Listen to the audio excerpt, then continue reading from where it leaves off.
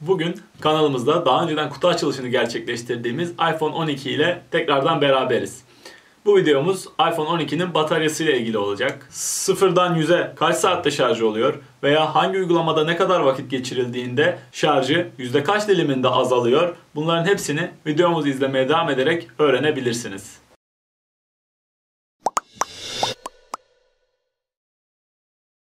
Öncelikle sizinle beraber bataryasının kaç saatte dolacağını inceleyelim.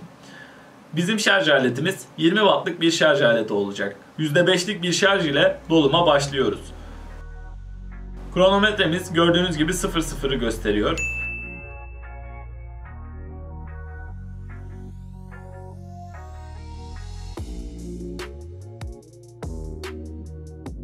Parlaklığımız yarıda ve ekran açık süreyle ikisini aynı anda başlattığımızda 5 dakikada %16'lık bir kapasiteye ulaşıyor.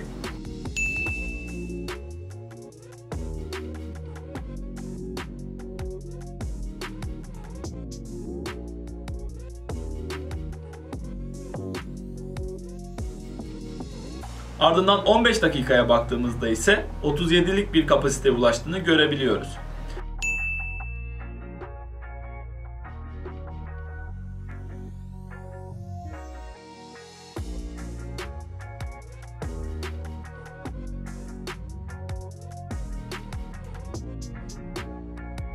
Yarım saate yani 30 dakikaya ulaştığında ise batarya kapasitemiz %62'lere kadar ulaşıyor.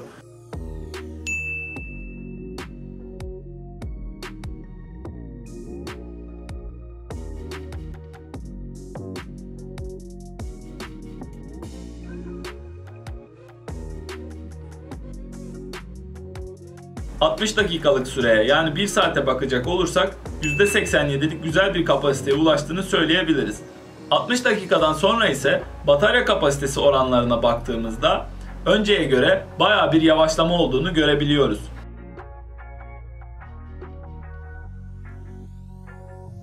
Bir saat 50 dakikada yani 110 dakikada %100'lük bir dilime ulaştığını söyleyebiliriz.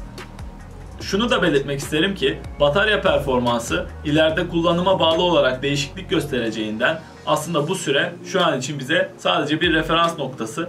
Şimdi ise bu bataryayı bitirmeye çalışacağız. Bunu oyun oynayarak, video çekerek, sosyal medya uygulamalarında takılarak öğreneceğiz. Aynı zamanda bazı uygulamaları da sizinle beraber indireceğimizi şimdiden belirtelim. Telefonumuz şu an %100'de. Ekranımız açık. Aynı şekilde kronometremizi de başlatıyorum ve telefonu kullanmaya giriyorum. Öncelikle beraber oyun indirelim. Şu anda en pratik olarak oynayabileceğimiz PUBG var.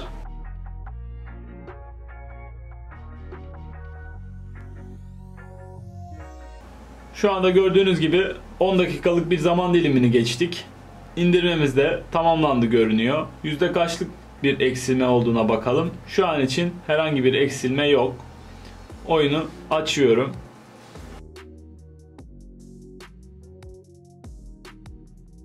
...15. dakikayı devirdik. Oyunumuzu kurduk. Pilimiz hala %100. Tekrar oyuna dönelim.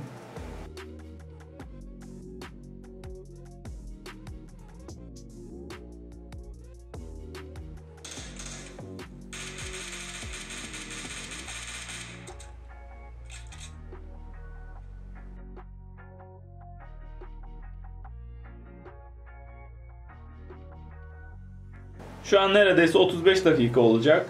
Ben parlaklığımızı full'e getireceğim. Yarıdaydı çünkü. Şarjımız şu an sadece %3 şeklinde azalarak %97'de duruyor. Bu şekilde oyunumuza devam edelim.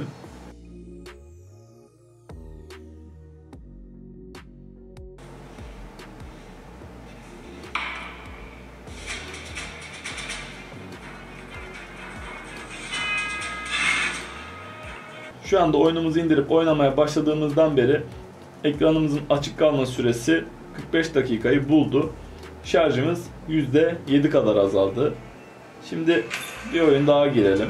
Ardından farklı uygulamalara geçiş yapalım.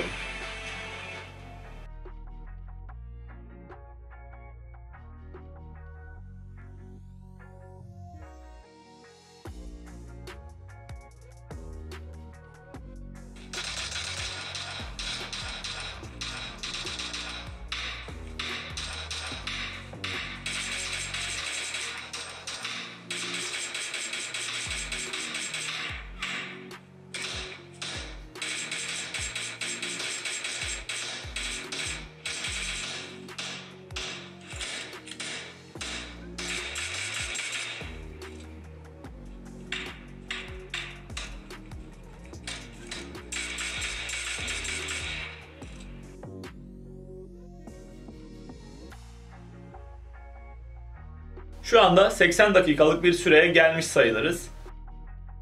Gördüğünüz gibi 2 oyun PUBG oynadık ve PUBG uygulamasının indirme süresi var. Bu süre zarfında şarjımız %82'lere kadar geriledi.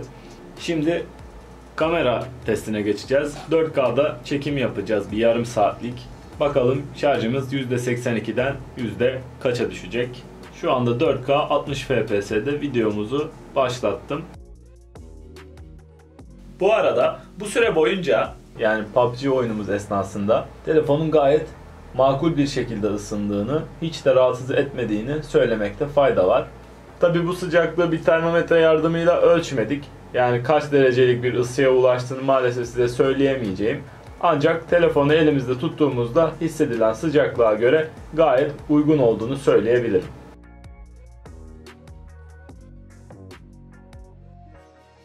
Videomuzda 5 dakika kadar geçti. Şu an kaç şarj ettiğine bakmak için maalesef indirdiğimde kamerayı kesti. Ancak buradan gördüğünüz gibi %79'a düştüğünü görüyoruz.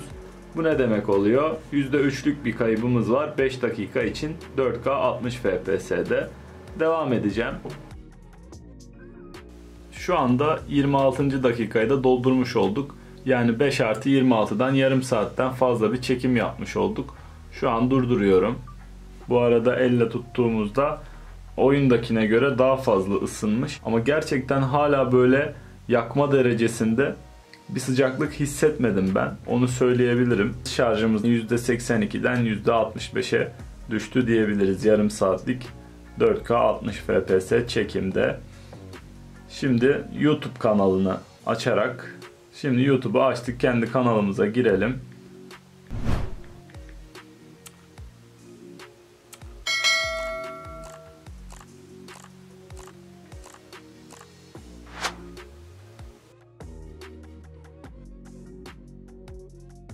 Parlaklığımız yine sonda.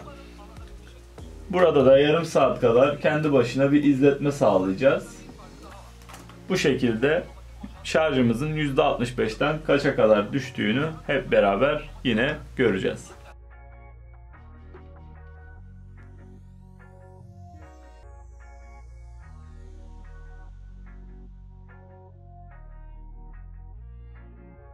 Şu an yine 30 dakikalık bir YouTube serüveninden sonra şarjımızın %59'a düştüğünü görüyoruz.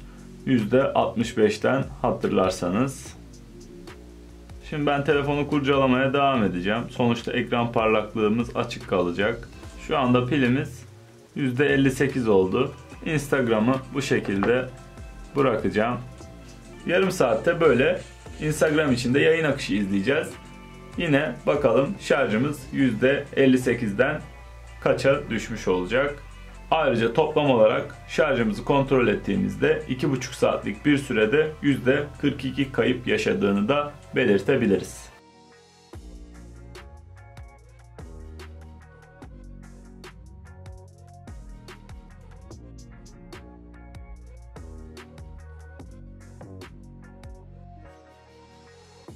Evet, şimdi de yine minimum yarım saat olacak şekilde Instagram'da takılmış olduk. Şarj yüzdemiz şu anda 51'de.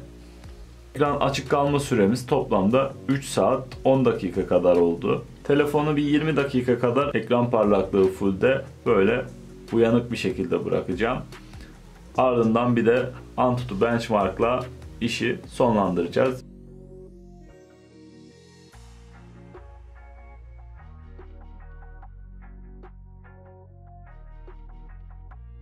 Evet, telefonumuz 20-25 dakika kadar da uyanık bir şekilde durdu. Şarjımız %47'ye düştü. Şimdi son olarak da sizlerle Antutu testimizi de başlatacağız.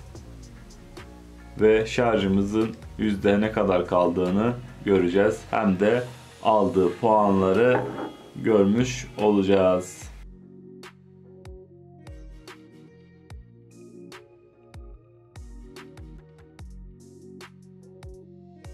Evet, Antutu testimizi de bitirmiş olduk böylelikle. Test esnasında harcadığı enerji de yine %5 kadar 47'den 42'ye düşmüş oldu.